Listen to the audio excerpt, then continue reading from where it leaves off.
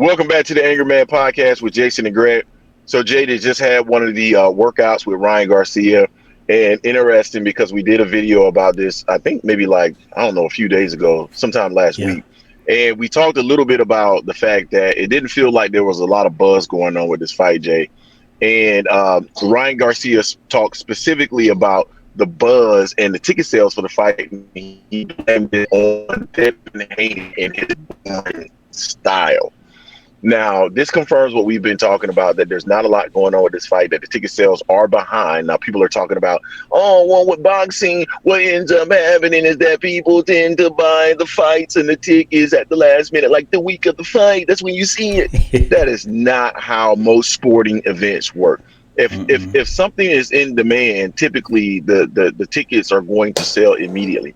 Now, they may not sell out immediately, right? You may have some tickets that will remain open until the last week, and then of course they will eventually sell out and people will go ahead and buy those tickets out. But that's not how it essentially works. Like, if something is in demand and it's a hot commodity, people will go and grab those tickets immediately. And now he's confirming it. He's basically saying that he has been carrying the promotion with all of the antics that we've seen demonstrated over the last several weeks.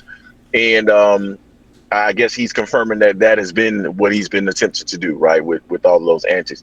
I personally don't believe that those antics did anything for the promotion whatsoever. I think it did garner some interest, people wondering what exactly was going on with Ryan Garcia, but I don't think it helped to sell and or promote the fight.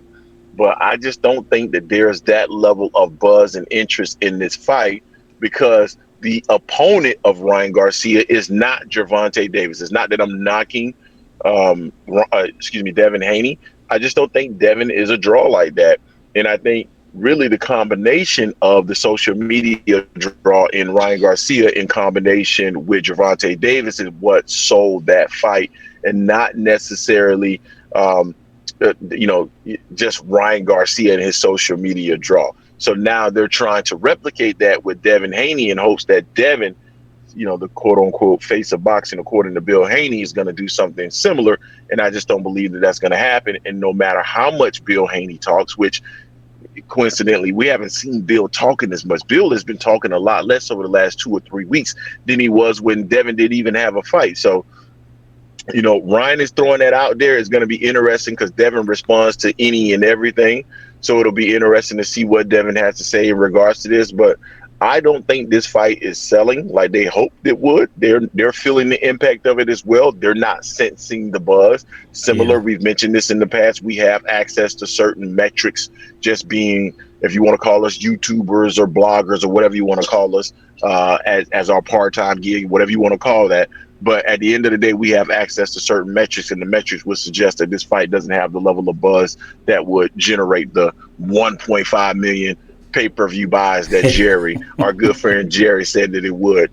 So it's interesting what he had to say. Jay, what's your thoughts on that? Yeah, now to be fair, Ryan said he was carrying the Tank promotion as well. He said he's putting all that on his back as well. But we know that was a book. Yep. That was a lie. In this case here, I think what Ryan was doing was to a detriment of the fight as well. As far as people initially all hyped up, and they're like, wait a minute, is he going to make it April 20th? I don't want to spend this money for this ticket for this fight, and then they don't make it. So I mean, it's a combination of things. Definitely, Devin is not the draw that Tank is. That's just facts. People can argue all they want. You can argue who's a better fighter, but you can't argue who's a bigger draw. It's Tank by far. It's not even close.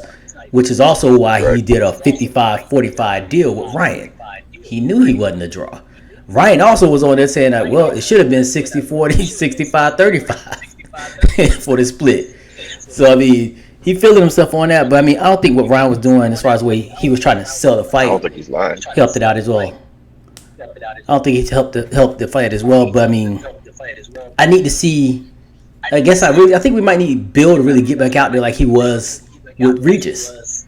He was very in it. He was animated. I mean, great. He had Regis' trainer to go back and forth with it as well. But I mean, Ryan been talking a lot of noise. Ryan's dad been talking a lot of noise. So Bill can get on his stuff and really start really pumping this fight more, because at this point that buzz ain't what it's supposed to be. I saw something that they're talking about in an interview where Devin was talking about, yeah, this is gonna break numbers. Who got the record before? And they're like, Tank. I was like, Dev, y'all ain't gonna sniff that fight. And that was a fight that Tank had with Rolly when they fought in New York. Right. That sold a lot of tickets. So I mean, they need to really realize who the face of boxing is. There are two, basically. There's Tank and there's Canelo. Devin's not there yet. Hell of a fighter and whatnot, but he's not the face of boxing just yet. I'm not saying it just because of the style neither. He's just not there yet. He's not galvanizing enough. You know, maybe if he had more knockouts to get people really into his night side, to get the casual into it, yeah. But as for people that love boxing, you watch Devin all day because he has that jab. He has a jab, 1-2, good foot movement, pretty good defense as well. So I mean, it's no problem watching Devin that aspect there. But I don't know how much this is helping the promotion as well. Ryan talking bad about Devin, or he's a boring fighter. He doesn't this and that. Dude, you're fighting him.